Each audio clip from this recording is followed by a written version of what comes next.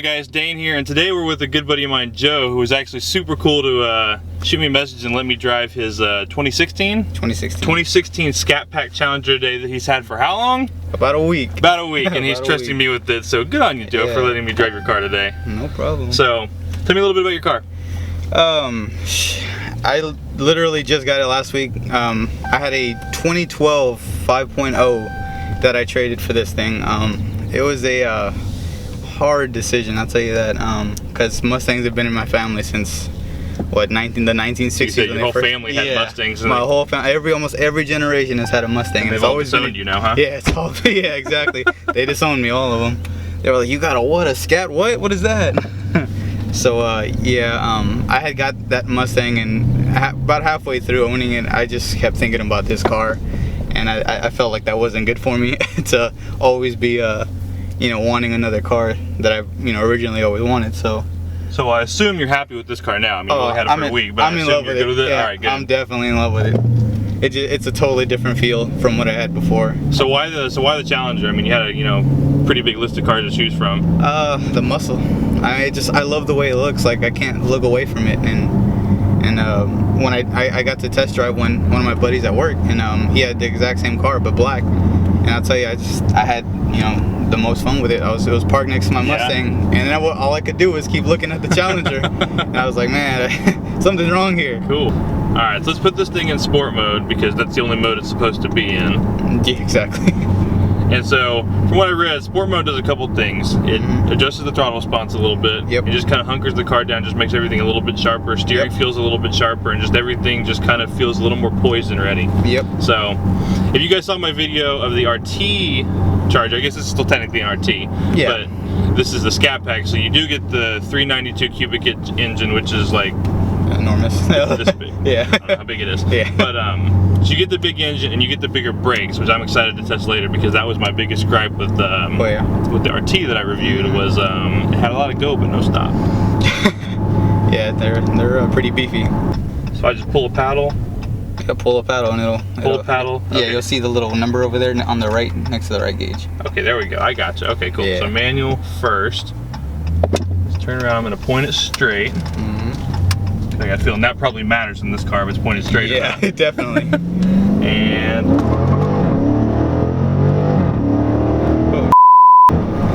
you ever ridden that side? No, not like that yet. No.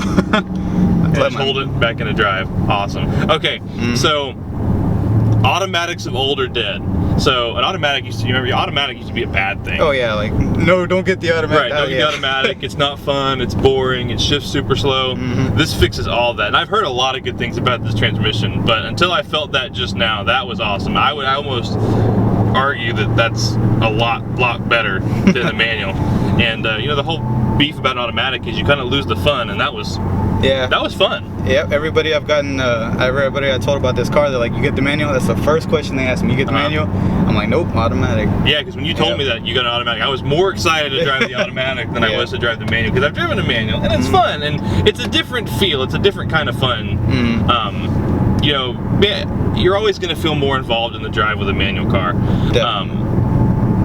But if you're going to step away from a manual, this is a good automatic transmission to step into, because you don't lose that fun factor. And most automatics shift super soft. I mean, even in a hard setting, they still whoa. This doesn't. This actually hits pretty hard. Yeah, nice and firm. I mean, that's it feels very dual clutchy, which is something that you wouldn't expect from an American car like this. So that part's really cool. And kind of the whole Scat Pack rule is you take a base car, which by the way, base cars don't exist anymore. By the way, basically. You take a base car and you put the big engine in it, and that's what this did. So you took the regular RT, which, like I said, not regular anymore, and you drop a 392 in it, and that's kind of the recipe for it. Gotcha. So I'm just gonna feel an automatic mode this time. I'm not even gonna mess with paddles. It shifts so fast. Yeah, it's ridiculous, right? Jeez, man. Oh, and it stops. It stops like a car's supposed to stop.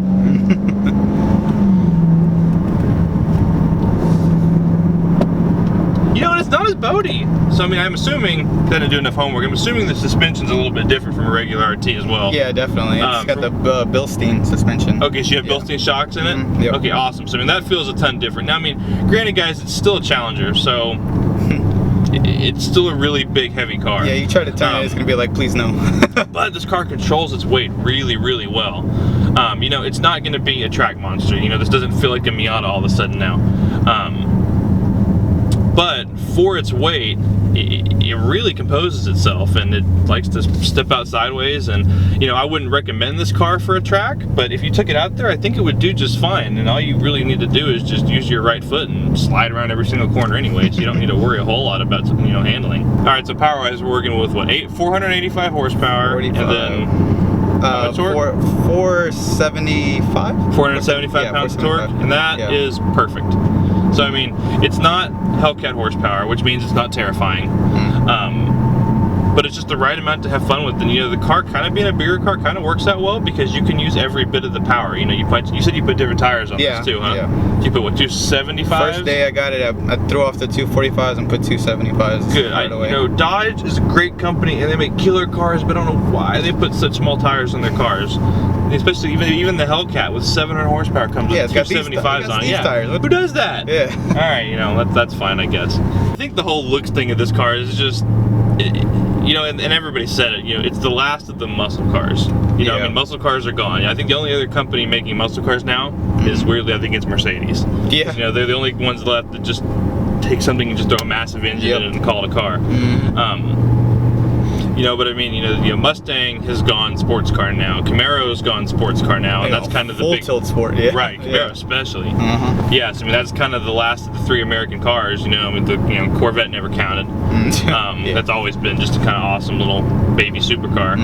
But you know, this is kind of the last one. I think that's why it appeals to so many people. Is, you know, those old school people. You know, kind of like us, who have that old school thought of, you know, it's like, I want a big engine and a car that's, you know, fat and dumb. I want to go do fat, dumb things. Like, that's kind of the whole thought behind it, I think. And that's why I love it too. You know, just a simple car that is really well done. And, you know, and it's not like you lose anything too. You have every single thing you ever need in here. I mean, the steering wheel feels amazing. Everything you touch feels really good. I mean, you have the Harman Kardon stereo in it. I saw that. You know, with the Scat Pack, you get this awesome like leather suede seat, which feels amazing too. The bolsters in it are perfect, especially for a bigger guy. Yeah, it's definitely different from the Mustang. Yeah, that's for sure. Definitely different from the Mustang. So I mean, it's hard to have anything bad to say about this car. I mean, minus the weight. I mean, once you just get past that, because you buy that car understanding that it's a heavy car. Once you're past that, dude, this car is really, really good. Dodge is really on top of their game lately. All right, Joe, I want to say a big thanks to Joe for letting me review his car, and I guess a personal plug. If any of you guys have a car that you know are brave enough to let me drive, shoot me a message on YouTube, and as long as you're in the Houston area or close enough to where I can drive to you, I'll drive your car. As long as you guys are cool with it, it'd be an honor for me to drive any one of your guys' car. So, Joe, thank you for letting me drive your car, sir. No problem. And that's about it. If you guys have any questions for me or Joe, put them in the comments below. I'm sure he'll be digging through the comments too, answering questions about his car. And that's it. I'll see you guys in the next one. So, bye.